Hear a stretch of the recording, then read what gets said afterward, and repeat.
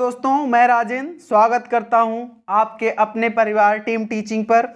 आज हम साइंस का बहुत ही अच्छा टॉपिक, बहुत महत्वपूर्ण टॉपिक लेकर के आए हैं, जिसका नाम है न्यूटन के गति के नियम। चर्चा करेंगे। इससे पहले थोड़ा सा एक मोटिवेशनल शायरी हो जाए। दिल ने हमसे कहा, क्या कहा? दिल ने हमसे कहा, हमेशा गम में क्यों रहते हो? हमने भी मुस्कुरा कर कहा, एक गम ही तो है जो हमारे साथ रहता है। खुशी तो 2 पल के लिए आती है, फिर छोड़कर चली जाती है। तो दोस्तों, पल भर के खुशी के पीछे मत भागिएगा, जोश और जुनून के साथ सर झुकाकर पढ़िएगा। आगे आने वाले समय में पक्का है कि आपका सर जरूर ऊंचा होगा। इसी के साथ क्लास को कंटिन्यू रखते हैं और चर्चा करते हैं न्यूटन के गति के नियम के बारे में। तो पूछा जाता है पेपर में कि गति के नियम किसने दिए हैं, तो आपको सिंपल आंसर करना है कि गति के नियम जो है वो न्यूटन ने दिए हैं। पूछ सकता है कि न्यूटन ने गति के नियम कब दिए, तो 1687 ईस्वी में दिए। पूछ सकता है कि न्यूटन ने गति के नियम की चर्चा किस पुस्तक में की है, तो प्रिंसिपिया पुस्तक में की है। और पेपर में पूछ सकता है कि न्यूटन की पुस्तक का नाम बताओ, तो आपको सिंपल बताना है कि न्यूटन की पुस्तक का नाम है प्रिंसिपिया। Next slide. न्यूटन ने गति के 3 नियम बताए हैं, जिसमें हम प्रथम नियम डिस्कस करने जा रहे हैं। न्यूटन जी का प्रथम नियम है, कोई वस्तु विरामावस्था में है या कोई वस्तु गति कर रही है तो उसी अवस्था में रहेगी जब तक कोई उस पर बाह्य बल न लगाया जाए। मतलब कोई वस्तु अगर विरामावस्था में है तो उसी अवस्था में रहेगी, अगर कोई वस्तु गतिमान है तो उसी अवस्था में रहेगी जब तक उस पर कोई बाह्य बल न लगाया जाए। प्रथम नियम को गैलीलियो का नियम भी कहा जाता है। याद रखेंगे, इंपॉर्टेंट है। पूछ सकता है पेपर में कि प्रथम नियम को और किस नाम से जाना जाता है, तो प्रथम नियम को गैलीलियो के नियम के नाम से भी जाना जाता है। और पूछ सकता है पेपर में कि प्रथम नियम को जड़त्व के नियम के नाम से भी जाना जाता है। जड़त्व को गैलीलियो ने दिया था। पूछ सकता है पेपर में कि जड़त्व किसने दिया, तो गैलीलियो जी ने दिया। पहले नियम से बल की परिभाषा निकलती है। इंपॉर्टेंट है, पेपर में बार बार पूछा जाता है कि बल की परिभाषा न्यूटन के किस नियम से निकलती है, तो आपको सिंपल आंसर करना है कि बल की परिभाषा न्यूटन के प्रथम नियम से निकलती है। इतना इंपॉर्टेंट है, याद रखेंगे। नेक्स्ट स्लाइड डिस्कस करेंगे। नेक्स्ट स्लाइड में हम डिस्कस करेंगे कि जड़त्व क्या होता है। तो जड़त्व जो होता है वो 2 प्रकार का होता है। नंबर 1 विरामा का जड़त्व, नंबर 2 गति का जड़त्व। जड़त्व समझेंगे क्या होता है। वस्तु की प्रारंभिक अवस्था, चाहे वो विरामावस्था हो या फिर गति की अवस्था हो, में स्वतः परिवर्तन न होने की प्रवृत्ति को जड़त्व कहते हैं। फिर से समझेंगे कि यदि वस्तु विरामावस्था में है या फिर गति की अवस्था में है तो वो स्वतः परिवर्तन ना हो, उसे ही जड़त्व कहते हैं। जड़त्व किसने दिया है, तो गैलीलियो जी ने दिया है। Next slide. अब हम न्यूटन के प्रथम नियम के उदाहरण के बारे में चर्चा करेंगे। कुछ इंपॉर्टेंट उदाहरण हैं जो पेपर में बार बार पूछे जाते हैं, तो इनको हम बहुत अच्छे से डिस्कस करेंगे और याद रखेंगे। पेपर में पूछा जाता है कि पेड़ की टहनियों को हिलाने से फल टूटकर नीचे गिर जाते हैं। इसमें न्यूटन का किस नियम काम करता है, तो आपको आंसर करना है कि इसमें न्यूटन का प्रथम नियम काम करता है। दूसरा उदाहरण है, बहुत इंपॉर्टेंट उदाहरण है, कि गोली मारने से कांच में गोल छेद का होना किस पर काम करता है, तो न्यूटन जी के प्रथम नियम पर काम करता है।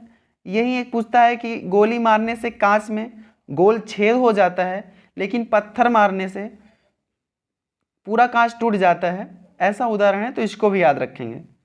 तीसरा उदाहरण है, इंपॉर्टेंट है, कि रुकी हुई गाड़ी के अचानक चलने पर यात्री का पीछे की ओर झुक जाना किस नियम पर काम करता है, तो आपको सिंपल आंसर करना है कि ये न्यूटन के प्रथम नियम पर काम करता है। Next slide.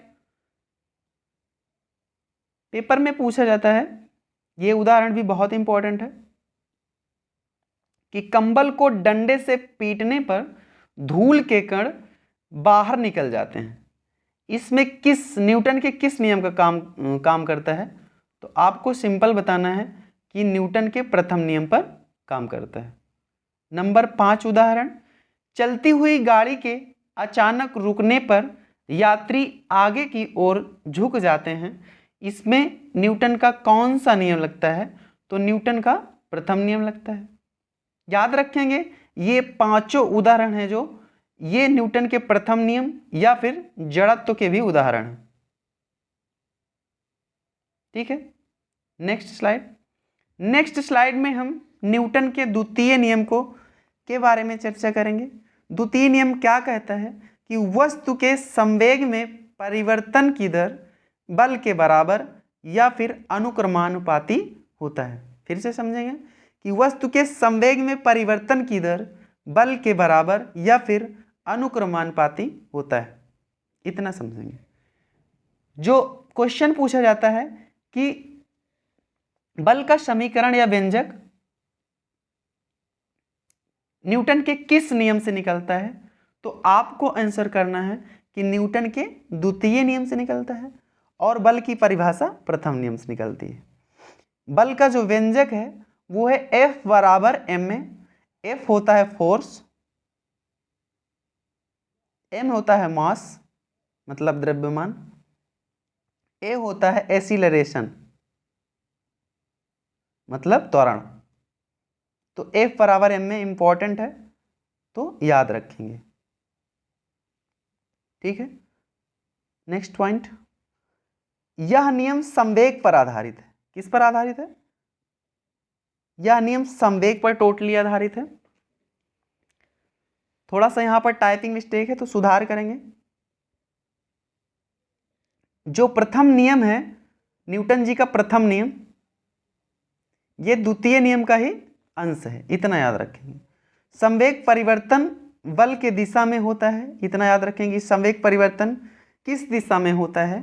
तो आपको सिंपल आंसर करना है कि संवेग परिवर्तन बल के दिशा में होता है। Next slide.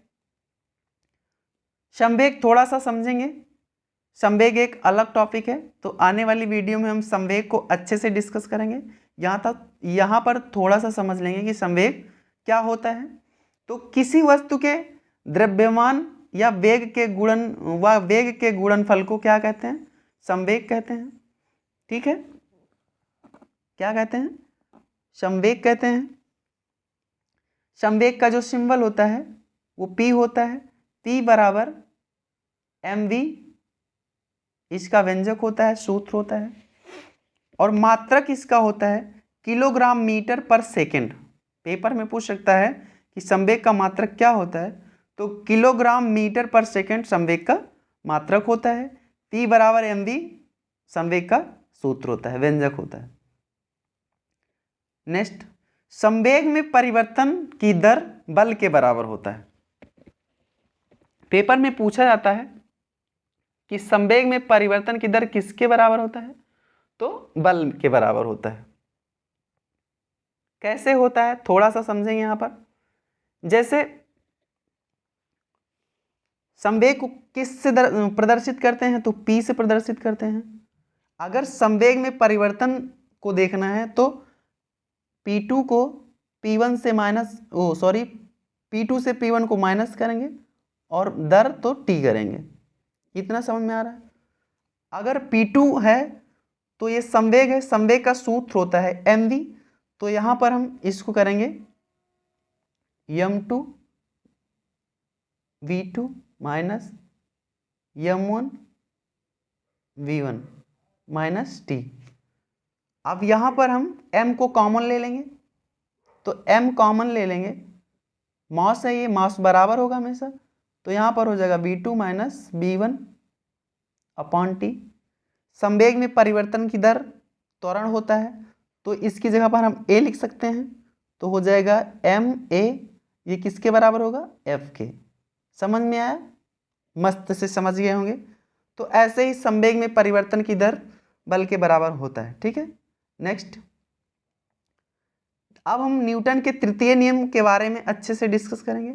तृतीय नियम में क्या है कि प्रत्येक क्रिया के बराबर एक विपरीत दिशा में प्रतिक्रिया होती है, इसे ही तृतीय नियम कहा गया है। इस नियम को क्रिया प्रतिक्रिया का नियम कहा जाता है। इसके कुछ महत्वपूर्ण उदाहरण हैं जिनको अच्छे से डिस्कस करेंगे। तृतीय नियम के इंपॉर्टेंट उदाहरण हैं, डिस्कस करेंगे। नंबर 1 उदाहरण है, बंदूक से गोली चलाने पर चलाने वाले को पीछे की ओर धक्का लगता है। ये किस नियम पर काम करता है? तो आपको आंसर करना है कि ये क्रिया प्रतिक्रिया या फिर न्यूटन के तृतीय नियम पर काम करता है। दूसरा उदाहरण है कि नाव से किनारे की ओर कूदने पर नाव का पीछे की ओर हट जाना किस नियम पर काम करता है? तो ये भी न्यूटन के तृतीय नियम पर काम करता है या फिर क्रिया प्रतिक्रिया पर काम करता है। बहुत ही इंपॉर्टेंट उदाहरण है कि रॉकेट को उड़ाने में कौन सा नियम लगाया जाता है? तो न्यूटन का तृतीय नियम लगाया जाता है। ऑप्शन में या तो न्यूटन का तृतीय नियम रहेगा या फिर क्रिया प्रतिक्रिया रहेगा। क्या? क्रिया प्रतिक्रिया। ठीक है, इतना अच्छे से समझ में आ गया होगा न्यूटन की गति के नियम। नेक्स्ट है, आज के लिए इतना ही। वीडियो को देखने के लिए बहुत बहुत धन्यवाद, बहुत बहुत थैंक्स। और चैनल को सब्सक्राइब करें और कैसा लगा वीडियो कमेंट बॉक्स में बताएं और वीडियो को लाइक करें, ज़्यादा से ज़्यादा शेयर करें।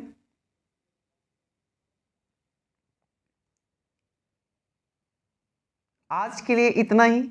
कैसा लगा वीडियो ज़रूर बताएं कमेंट बॉक्स में। आज के लिए इतना ही। जय हिंद, जय भारत।